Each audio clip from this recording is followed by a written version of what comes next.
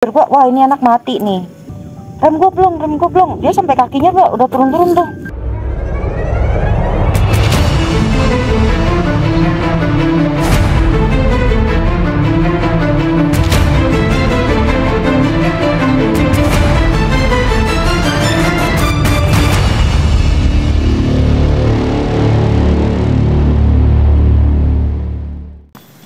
Oke, bismillahirrahmanirrahim. Assalamualaikum warahmatullahi wabarakatuh. Waalaikumsalam warahmatullahi wabarakatuh. Iya, kembali dengan gue EP di Anomali. Oke, teman-teman, di sini gue nggak sendirian ya. Kedatangan tamu spesial ini. Ada Kak Dira. Apa kabar Kak Dira? Baik bang. Alhamdulillah. Udah lama kita nggak ketemu ya? Lama juga sih. Berapa tahun? Oke teman-teman ya. Jadi sebenarnya kenal udah lama ya. Dulu waktu pendakian ke Gunung Salak ya, nggak sengaja kita ketemu di satu pendakian ya. Kak Dira dengan beberapa kawannya. Kita tahun berapa ya? 2015 kurang lebih ya. Kurang lebih bang. Ya, waktu gue pendakian ke Gunung Salak via Aji Saka. Kak sibuknya apa sehari-hari? Hari ini masih sibuk kerja. Begitu. Waduh, gue nggak enak nih. Gak apa-apa. Nyulik gue. Untuk kali ini spesial lah Bang EP. Alhamdulillah. Siap. Oke teman-teman ya, ada beberapa peristiwa yang mau dikisahkan sama Kak Dira ini ya, tentunya seputar pendakian ya, nggak jauh-jauh ya. Kalau gue cerita menampilkan suatu kisah, insya Allah nggak jauh-jauh dari kisah-kisah pendakian. Betul. Oke, buat waktu dan tempatnya mungkin langsung aja ya, nggak perlu berlama-lama ya. Kak, silakan. Oke. Oke teman-teman ya, sebelum lanjut ya, kisah apa yang mau disampaikan sama Kak Dira. Ya gue sekali-kali gue nggak pernah lupa untuk ingetin ya teman-teman bahwa kami tim dan kru di Anomali untuk kemudian kita bersosial media, kita selalu pakai jaringan Ulisnet ya. Dari PT Ulisnet Media Solusindo. Ya untuk lebih tepatnya ya teman-teman bisa langsung kunjungi websitenya di ulisnet.co.id ya. Dan satu lagi mungkin mampir-mampirlah ke basecamp kita di Watermoon Studio ya, di Jalan Utara Bali nomor 100 ya. Oke Kak, maaf lanjut. Oke.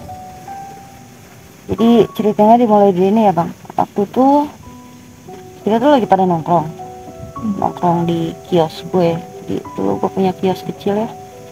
Dan kebetulan kalau gue lagi jualan sampai malam, temen gue pasti pada adalah yang mampir gitu. Numpang ngopi. Nah, iseng-iseng kan kita cerita tuh. Terus gue bilang ceritanya di gunung enak kali ya gitu kan. Terus temen gue ayo. Nah masalahnya gue mau naik gunung tapi nggak mau capek. Jadi gue pilih salah satu bukit di Bogor lah, yang memang udah punya nama juga bukitnya tuh.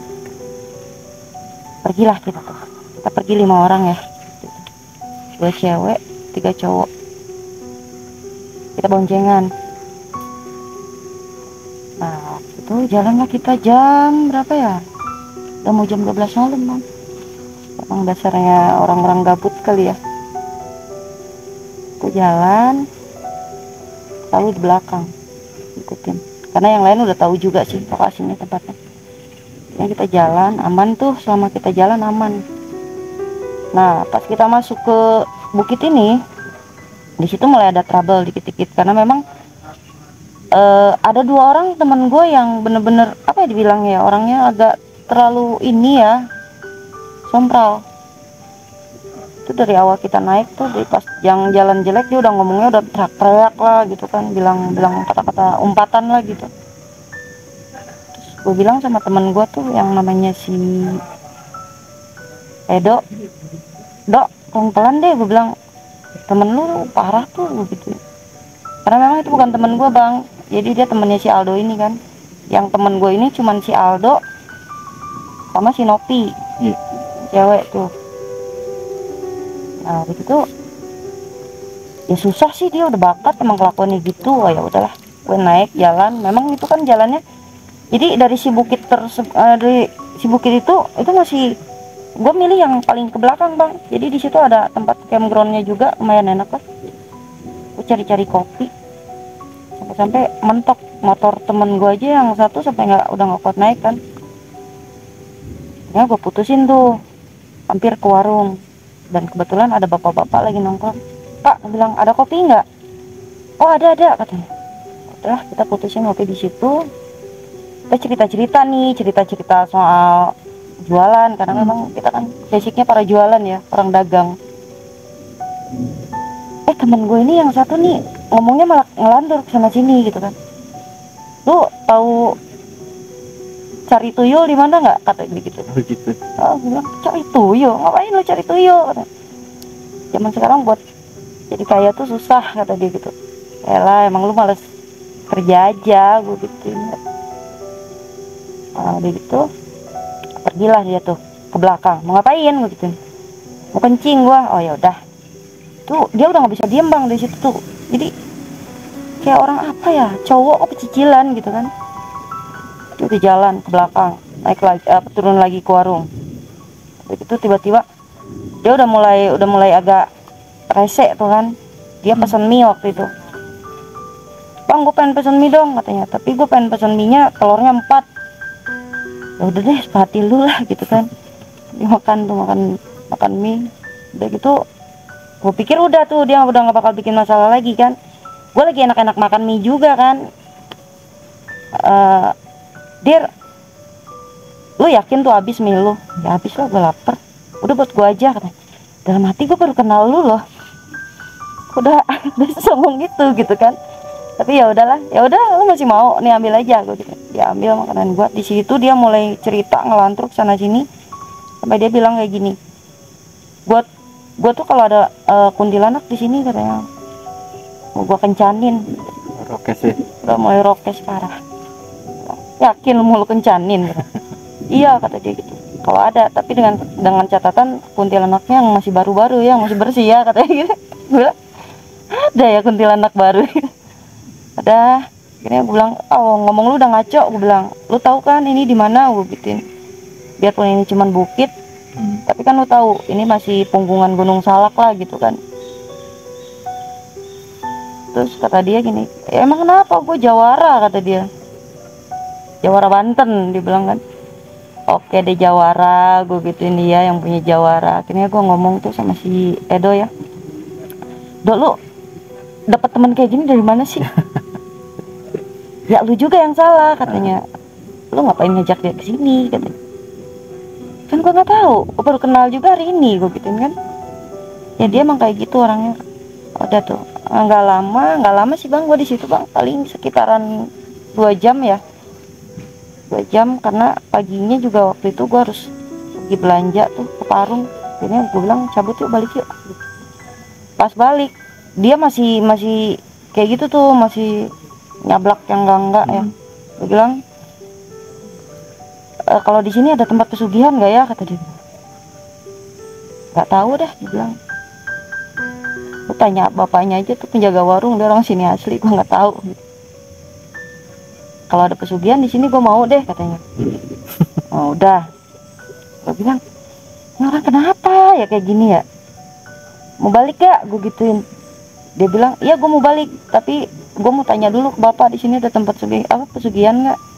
Masih aja, gue gituin kan. Ya udah, sampai si bapaknya itu udah males ya nyautin dia gitu, karena memang bahasanya kasar gitu, kasar, kotor, umpatan semua tuh yang keluar. Udah, gue bete, gue bilang, Dok turun yuk, udah gak enak, gue bilang. Kenapa? Nggak tahu, perasaan gue nggak enak aja, gue gitu. Daripada nanti kita kenapa-napa, mendingan kita balik aja deh. Udah tuh, ditambah teman gue yang si Nopi ini kan biasanya kan dia orangnya cablak juga ya. Nah pas di situ dia kok kesannya lebih diem gitu, dia diem terus. Kalau gue ajak ngobrol dia baru nyaut. Kalau enggak dia diem gitu.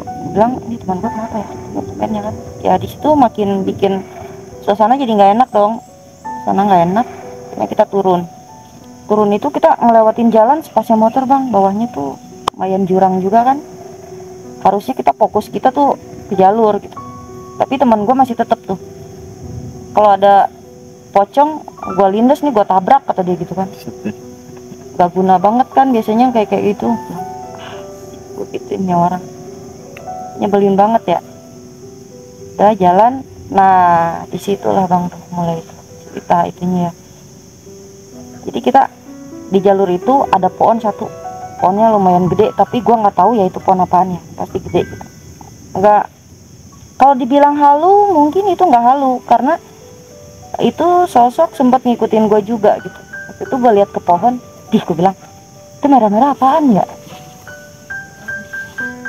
Wah nggak beres nih, karena yang gua tahu ya bang ya, kalau misalkan kuntilanak merah itu jadi kesannya kan terlalu apa ya bilang, serem, lebih serem lah gitu dibanding kuntilanak yang biasa. Dan gue juga pernah dengar di beberapa orang katanya kuntilanak merah itu dia bisa nyelakain orang, katanya itu. Kita balik lagi ya, udah tuh ke jalan, gue nggak bilang sama si Edo juga ya, karena pikir gue dia biar fokus ke jalan aja. Udah mah jalannya jelek, kecil lagi. Berapa itu? Gua turun jam berapa ya? Jam 3 apa? Sore. Terang. Jam 3 malam. Oh, jam 3 malam. Oke, siap. Kita kan tadi naik jam 12 malam. Oke. Oke. Nah, jalan tuh kan kita. Terus gua lihat dia ngikutin kesana, kesini. Nah si teman gua ini dia masih tetap tuh ngoceh tuh. Di sini ada pocong nggak sih? Tempat-tempat kayak gini tuh biasanya suka ada pocong nggak sih, kata dia gitu. Karena dia nggak satu motor sama gua kan, dia di depan gua persis gitu. Gua teriakin kan, udah sih lu jalan aja tuh, fokus lu jalan, gua bilang kayak gitu. Lu mikir yang enggak yang ada lu malah nyungsep, lu yang lama-lama jadi pocongnya, gua gituin kan. Enggak aman kok, kata dia. Nah, jalan, kita keluar dari yang jalan kecil itu bang, masuk ke jalan yang muat satu mobil, dan itu jalannya juga nggak bagus, jalannya benar-benar jelek gitu kan. Masuk situ, dia masih bilang juga nih, kalau ada pocong, kata dia gitu, mau gua lindes nih katanya. Tuh nggak lama dari situ, mungkin sekitaran dari yang pas terakhir dia ngomong apa ya, gak jauh deh pokoknya. Tiba-tiba gue lihat dia bawa motor gini loh bang, gimana sih lo kalau nginjak panggul yang gede motor, bung gitu. Nah yang lain juga pada lihat gitu kan, tapi dia enggak. Yang gue lihat taunya apa, itu dia nabrak pocong melintang di jalan bang. Lu ngeliatnya begitu? Bukan cuman gue doang, semua yang di belakang gue pada lihat, termasuk yang temen gue yang si Ido ini. Dia juga lihat kan. Oke, berarti tiga orang itu ngeliat gitu. Yang nggak ngeliat cuma si yang Rokes tadi. Yang si Rokes tadi ngeliat. Terus gue bilang, "Dak, lu lihat gak?" Gue lihat, kata dia gitu. Gue lihat, kata dia gitu. Seriusan lu lihat, katanya. Terus gue kode yang belakang kan, dia tak. Ya gue lihat. Itulah kenapa gue bilang dari awal gue udah nggak enak nih perasaan gue nih bawa yang kayak beginian, gue gituin kan. Akhirnya kejadian juga kan, ditantangin mulu. Udah kita jalan itu dari pas dia nabrak tuh masih ini bang, masih belum terlalu inilah gitu, ke bawah dikit. Jadi si sosok yang tadi gue bilang yang merah itu dia masih tetap ngikutin cowok gitu, ngikutin bang. Oke, lalu yang ngeliat kuntilanak merah lu doang ya? Iya, gue doang. Oke. Gitu kan. Jadi pas turunan yang bener-bener turunan yang menurut gua ekstrim banget tuh turunannya. Karena apa? Jadi kita turunan nih bang, jalur sini tuh abis, jadi dia buntu, jalur sini buntu. Lu kalau lurus tuh tembok, dan bawah dan depannya itu kali kecil gitu. Jadi kita posisi turun terus kita langsung melipir ke kanan. Nah di pas turunan itu tuh yang terjadi apa? Motor temen gue yang ngomongnya Rokes itu blong remnya. Kebayang gak lu gimana? Iya. Terus gue teriak sama temen gue, woi, gue bilang pelan-pelan, gue gitu, itu turunan tuh, rem gue blong. Dia sampai kakinya tuh udah turun tuh, dua-duanya tuh udah gitu. Gue bilang, dok, ini udah nggak beres, rem blong, gue bilang gitu kan. Ya, gue samperin, kenapa? Rem gue blong. Pikir gue, wah ini anak mati nih. Gue feeling gue mati, kenapa? Karena kan lu tau sendiri, itu yang tadi gue bilang tuh, kalau misalkan dia nggak bisa ngerem, otomatis dia nabrak situ, tembok dinding itu. Gue bilang gimana nih, udah tabrak aja gue bilang kayak gitu. Tabrak, lu pepet samping aja gue bilang, nanti gue yang nendang motornya dari belakang. Aman ya no ya katanya. Ya udah gue jalan tuh, akhirnya gue pepet dia, pas kiranya udah deket gue tendang. Lu tendang itu? Tendang, gue usahain mereka harus jatuh, karena kalau nggak jatuh, kalau jatuh mungkin cederanya lecet-lecet paling ya bang, fatalnya patah tulang lah gitu, dan untuk resiko kematian juga kecil. Oke. Apa aja tapi? Iya sih, tapi kalau nggak kayak gitu mungkin bisa jadi pecah pala lah dia. Akhirnya gue tendang dan motor dia jatuh, gue juga jatuh. Itu kita sempat keseret juga sih pas jatuh tuh. Udah gue bangunin, gue duduk di pinggir jalan. Gue udah nggak mau ngomong apa-apa lagi kan. Di situ mood gue udah bete gitu. Nah disitulah yang cium bau itu bukan cuman gue doang. Jadi semua teman-teman gue cium tuh, kok bau busuk gitu. Lu cium bau busuk nggak sih? Iya sih gue cium sih. Dan gue udah feeling gak enak. Gue nengok. Udah, lu masih lihat yang tadi nggak? Gue bilang, yang tadi yang mana? Yang dilindas? Enggak, emang ada di mana? Di situ. Seriusan ada? Ada. Emang sih gue cium baunya, ini baunya bau yang nggak lazim katanya gitu. Ada, dia ngikutin. Oke. Ngikutin kan. Gue bete, gue duduk di pinggir jalan kan. Jadi gimana nih, kita lanjut, tapi usahain dulu, gue bilang, yang bawa motor satu orang aja dulu ke bawah, kalau bisa jangan dinaikin, yang motor yang dong gitu ya kan.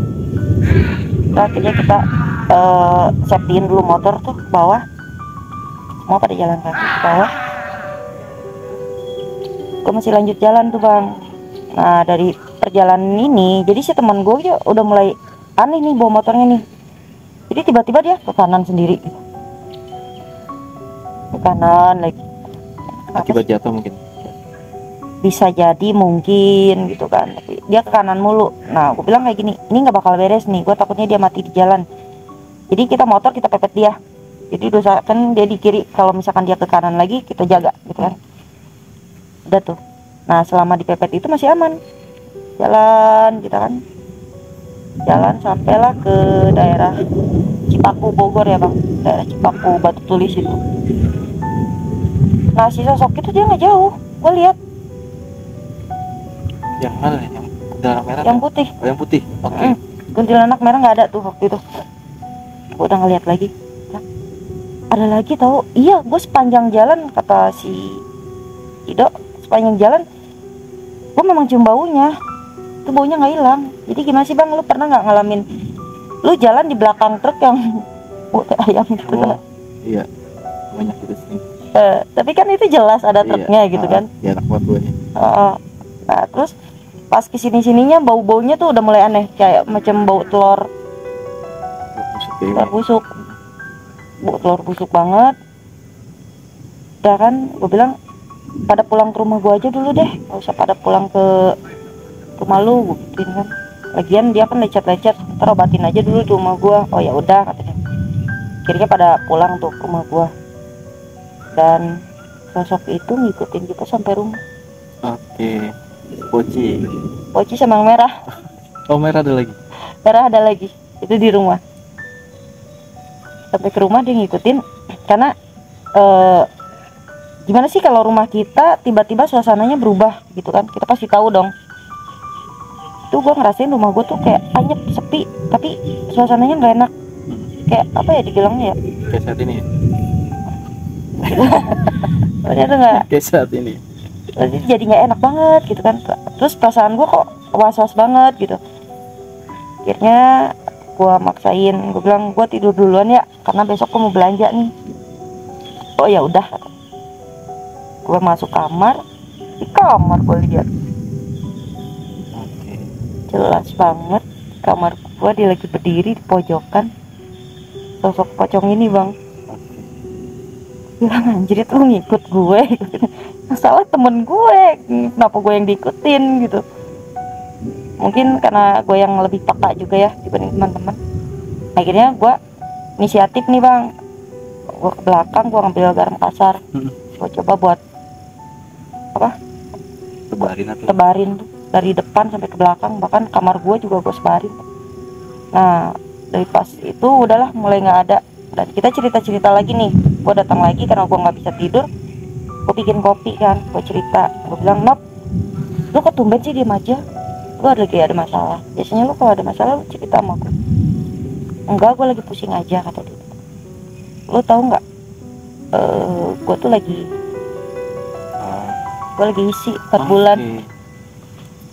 4 bulan. Lu lagi isi, gak ngomong gue gitu. Gila sih.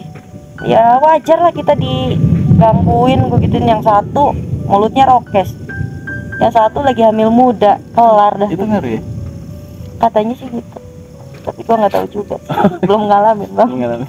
Ya. Gue bilang pantes lu rokes, gila, dia lagi hamil. Tapi nggak apa-apa tuh, kan dia kan begitu ngeliat yang polisi tidur tanggul tadi kan cepet ini kan, terus yang kedua dia sampai jatuh itu nggak ada masalah gitu. Gak ada masalah sih, jadi cuman ada lecet-lecet aja sih, termasuk gue juga ya, gue juga lecet-lecet karena gue masih itu tadi kan nendang, gue juga jatuh tuh. Nggak ada masalah kandungannya gitu. Kalau dia enggak, kan dia di belakang gue. Oh, oke. Dia di belakang gue. Jadi 2 cowok di belakang, 2 cowok di belakang, Nopi, gue, sama si Ido. Jadi Nopi aman, sebenarnya selama perjalanan Nopi aman sih. Justru yang rokes ini yang ditandain banget kayak gitu. Nah di situ temen gue bilang, gue nyesel banget, gue nggak mau gitu lagi deh kalau urusannya nyawa, kata dia. Ini yang rokes tadi ngomong gitu. Oke. Iya iyalah, lu jadiin pelajaran lah, jangan sampai lu kayak gitu, biarpun ini di kota kita sendiri, di kampung kita sendiri gitu kan. Kan kita nggak tahu. Kayaknya di situ kita pada tidur lah bang. Pagi kelar, kagak ada apa-apa. Oke, itu si Poci nggak nongol lagi? Poci dari pas gua nyebar garam kasar itu udah nggak ada sih. Si Merah? Si Merah juga nggak ada. Ngaruh ya garam? Gua nggak tahu kebetulan tahu. Nggak, lu punya inisiatif dari mana itu kalau dulu ngambil garam gitu, atau mungkin apa dari? Enggak sih, jadi dulu gua sama bokap gua itu kan, bokap gua juga orangnya kan suka klinik ya bang ya, klinik, dan dia juga sering ngajak gua ke hutan gitu. Bokap gua selalu dia bilang kayak gini, kalau misalkan lu ketemu yang kayak begituan, yang nggak bisa diatur, yang rokes gitu kan, ya lu lempar garam aja, katanya gitu. Oke. Kata bokap gue sih gitu. Makanya kenapa bang gue suka gunung tuh emang didoktrinnya dari bokap sih. Tapi bukan pendakian ya, kalau bokap ngajak lu naik gunung. Bokap gue sama bokap itu kalau ke gunung ya paling cari burung. Umur berapa? Dari umur Gua berapa? dari kelas 4 SD deh bang. Oke, dari kecil. Bahkan ada momen yang sampai sekarang itu nggak bisa gue lupain sama bokap gue selama di gunung. Ada kenangan-kenangan yang menurut gue indah dan sampai sekarang itu nggak pernah gue alamin lagi. Contohnya boleh? Boleh. Jadi waktu itu gue sama bokap gue ke gunung. Kita kabut bang, Gunung Salak. Kita kabut. Terus bokap gue bilang kayak gitu, kita gelap banget ya, sampai kemana-mana itu nggak kelihatan. Basicnya juga bukan pendaki yang kita bawa alat-alat gitu, enggak. Kita cuma bawa air minum doang sama golok waktu itu kan. Tahu nggak? Kalau misalkan di gunung lu ketemu kayak begini, lu diem. Oke teman-teman. Ini part 2. Penasaran nanti gue boleh ceritain nanti. Tapi jangan sekarang ya. Oke, siap. Kan seperti apa kisah Kak Dora ya di Gunung Salak tahun berapa itu Kak? Tahun berapa ya? Pokoknya gue lupa tahunnya ya, tapi kisaran umur gue kelas 6 SD. Siap. Nyokap bokap gue tuh kerjanya ya ke gunung bang, tapi basicnya mereka bukan naik gunung ya, bukan pendaki atau? bukan pendaki. Tapi lebih ke apa tuh? Ya bokap gua dulu tuh sering ngambilin kayu itu juga ya bang, kayu apa sih, rotan. Nah kalau bokap gua ke gunung cari rotan itu biasanya nyokap gua ikut. Tapi kalau misalkan ke gunung cuman ngambil burung, nangkep burung, nyokap gua nggak pernah ikut. Kayak seru tuh gue diceritain. Oke, ternyata banyak juga ya. Oke teman, gue masih penasaran sebenarnya sih, itu pocong larinya kemana ya, atau kuntilanak merah. Maksudnya apa kuntilanak merah tuh ngikutin sampai nggak ada interaksi waktu itu ya? Nggak ada. Balik lagi ke yang cerita yang awal itu. Nggak ada. Jadi waktu itu dia cuman terbang dari pohon ke pohon, Lompat-lompat doang. jak gitu. Atau dia mau asistensi, mau ngasih tahu bahwa gue di sini loh, atau mau berteman sama Kak Dora, Kak mau berteman sama Kak Dira. Enggak sih. Enggak juga. Oh. Tapi Kak Dira peka ya masalah hal seperti itu? Ya dari kecil sih bang, gue nggak tahu deh. Oh nggak tahu. Gue agak worried juga. kita lagi di hutan pinus gitu ya. Tapi nggak apa-apa lah. Ada Akang Ranger ya gue. Kita aman. Aman. Ada kameramen juga yang setia menemani gue ya. Oke Kak, nanti kita lanjutin lagi untuk yang kisah yang tadi ya. Kira-kira ada pesan akan disampaikan nggak sama teman-teman? Pesannya apa ya? Ya itulah, balik lagi gitu kan, dimana kita berada kita harus tetap jaga sopan santun. Ya. Walaupun sama makhluk seperti itu. Ya nggak ada salahnya. Kayak gitu aja sih. Oke deh. Oke teman-teman ya, gue cukupkan dulu sampai di sini ya. Nanti kita lanjut lagi. Mantap tadi ya masalah perjalanan Kak Dira, nostalgia dengan. Boleh itu ceritakan ya, boleh. Boleh? Oke. Aman. Ya. Tapi sebelumnya teman-teman jangan lupa sekali lagi, untuk kemudahan kita bereksplorasi di dunia maya ya, kita selalu pakai jaringan Ulisnet ya, dari PT Ulisnet Media Solusindo yang jangkauannya meliputi Jawa Barat dan sekitarnya. Dan untuk lebih lengkapnya teman-teman bisa langsung kunjungi aja di websitenya di ulisnet.co.id. Oke, gitu aja dari gue EP. Makasih Kak Dira ya, nanti kita ketemu lagi ya. Oke, gue EP. Assalamualaikum warahmatullahi wabarakatuh.